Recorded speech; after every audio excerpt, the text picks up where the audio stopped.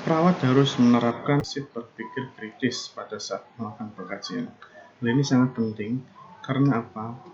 Berpikir kritis atau rasa ingin tahu itu akan kita gunakan untuk menggali sebuah informasi yang dibutuhkan untuk menegakkan sebuah masalah atau diagnosa keperawatan.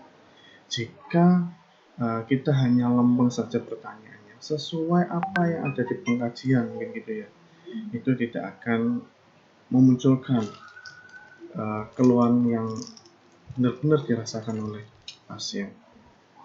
Perawat akan menggunakan pengetahuan, pengalaman, sikap, perilaku, dan standar praktek sebagai pedoman membuat pengkajian yang benar dan bermanfaat.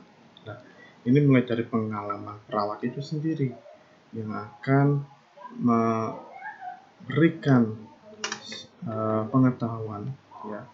Bayangkan saja pada semester awal, ya, masih praktek, belum pengetahuannya cuma mengobservasi saja. Nah, dia suruh melakukan sebuah anamnesa atau pengkajian.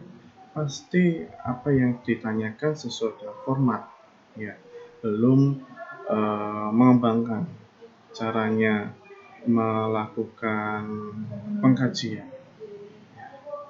Selanjutnya pengetahuan, proses penyakit yang menyertai tubuh kembang normal, fisiologi atau psikologi normal, temuan pengkajian normal, promosi kesehatan, keterampilan mengkaji dan keterampilan komunikasi. Nah, keterampilan komunikasi ini harus benar-benar kita asah mulai dini, ya.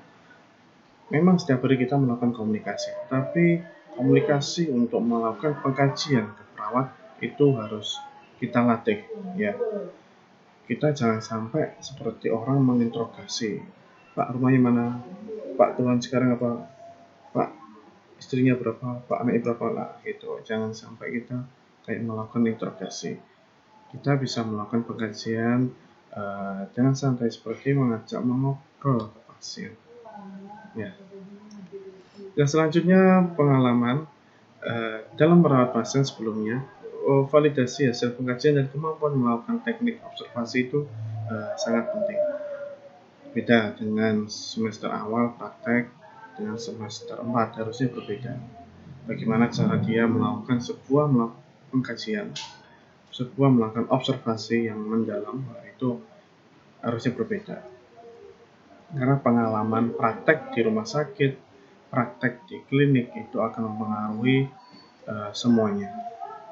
Dan semuanya akan berpacu pada standar praktek seperti di ANA atau Association Nurse Amerika atau standar praktek khusus yang ada di peraturan organisasi kita PPNI. Sikap perilaku tekun, adil, integritas, dan percaya diri.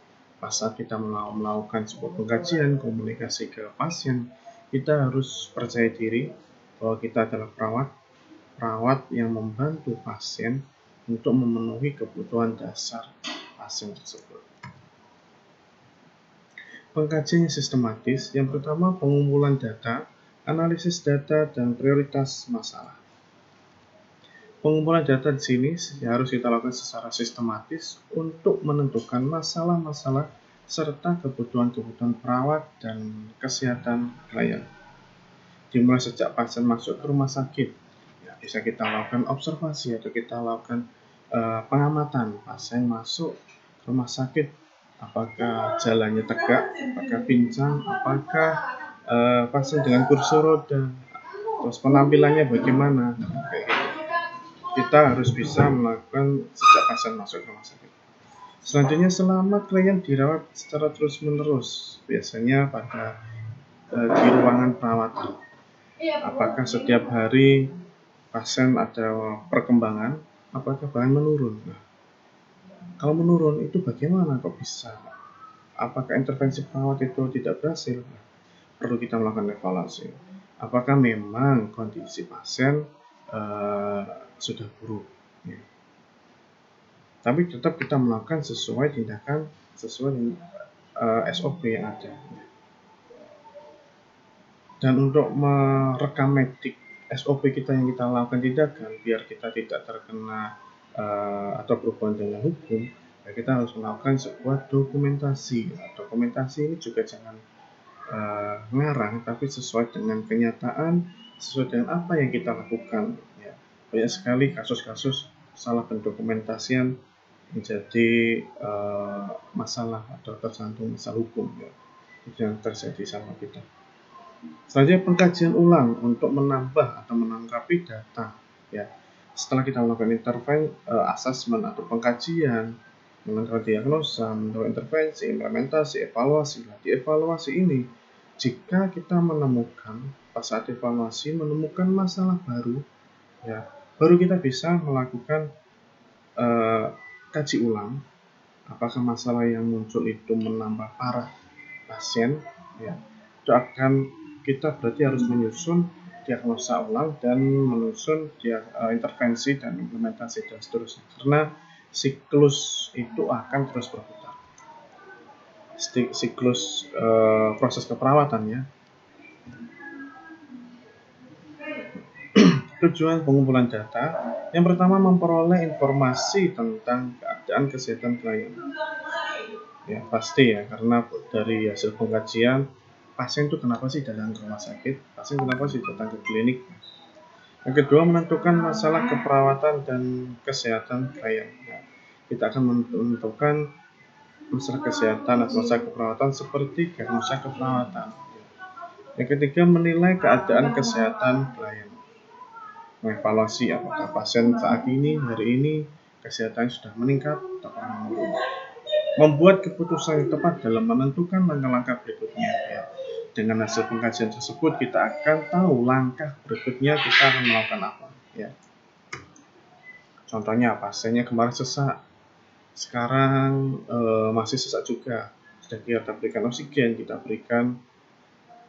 masih sesak, bisa kita observasi jika ada suara rongki, bisa kita berikan nebulizer.